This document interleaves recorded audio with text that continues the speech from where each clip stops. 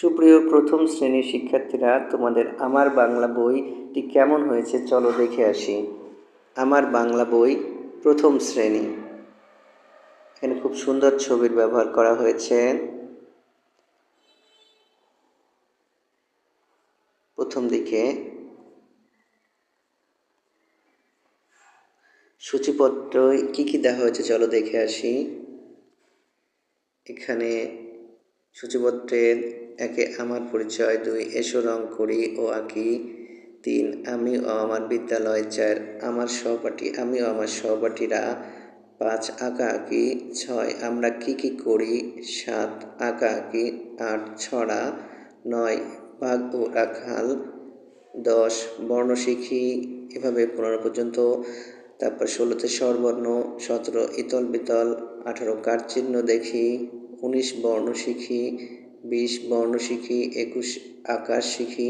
এভাবে প্রায় ৫৪টি লেসন বা ৫৪টি ইউনিট তোমাদের দেওয়া হয়েছে। পার্ট ১-এ দেওয়া হয়েছে আমার পরিচয়, পার্ট ২-এ এসো রং করি ও আঁকি, পার্ট ৩-এ আমি ও আমার বিদ্যালয়, পার্ট ৪ আমি ও আমার সহপাঠীরা, পার্ট ৫ হচ্ছে আঁকাআঁকি করি, পার্ট ৬ আমরা কি কি করি, পার্ট ৭ আঁকাআঁকি, পার্ট ৮ এখানে একটি ছড়া দেওয়া হয়েছে, পার্ট ৯ বাঘ ও রাখালের একটি গল্প দেওয়া হয়েছে,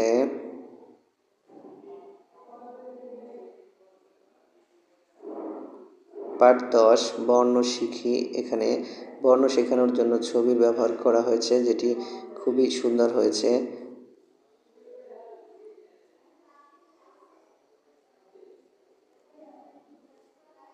পার্ট ১২ বর্ণ শিখি, পার্ট ১৩ বর্ণ শিখি, পার্ট ১৪ বর্ণ শিখি, পার্ট ১৫ বর্ণ শিখি, পার্ট ১৬ স্বরবর্ণ, পার্ট ১৭ ইতল বিতল। এখানে সুফিয়া কামালের একটি কবিতা দেওয়া হয়েছে। পার্ট ১৮ কার চিহ্ন দেখি, পার্ট ১৯ বর্ণ শিখি, পার্ট ২০ বর্ণ শিখি, পার্ট ২১ আকার শিখি, পার্ট ২২ হ্রস্বইকার ও দীর্ঘইকার শিখি, পার্ট ২৩ বর্ণ শিখি, পার্ট ২৪-এও বর্ণ শিখি।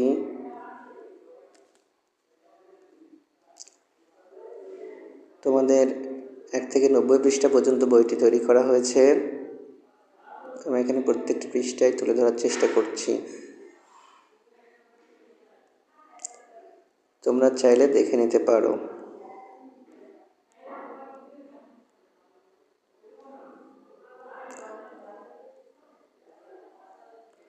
পার্ট ৩১ ঔকার শিখি, পার্ট ৩২ বর্ণ শিখি, পার্ট ৩৩ বর্ণ শিখি, পার্ট ৩৪ বর্ণ শিখি, পার্ট ৩৫ ছবি দেখি শব্দ বানাই, পার্ট ৩৬ এসো পড়ি ও লিখি, পার্ট ৩৭ এসো পড়ি ও লিখি,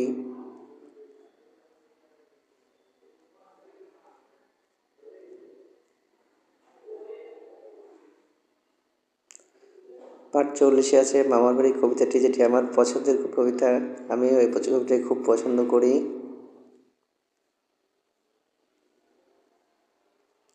পার্ট ৪২-এ একটি কবিতা ভোর হলো কাজী নজরুল ইসলামের, পার্ট ৩০ পড়ি ও লিখি,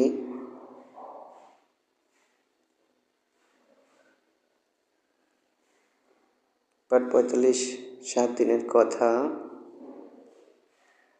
পার্ট ৪৬-এ পিঁপড়া ও পায়রার গল্প, পার্ট ৪৭ হচ্ছে আজকের দিন, পার্ট ৪৮-এ ছুটি কবিতা, পার্ট ৪৯ হচ্ছে আমাদের দেশ, পার্ট ৫০ মাছের রাজা, পার্ট ৫১ সংখ্যা শিখি, পার্ট ৫২ আমাদের মুক্তিযুদ্ধ, পাঠ্যপ্রাণ শব্দ নিয়ে খেলা, পাঠ জন্য আমাদের ঠিকানা, আমার ঠিকানা।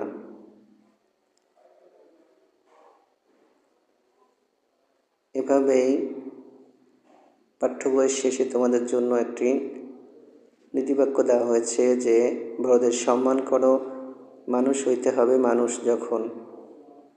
খুব সুন্দর করে তোমাদের বইটি তৈরি করা হয়েছে।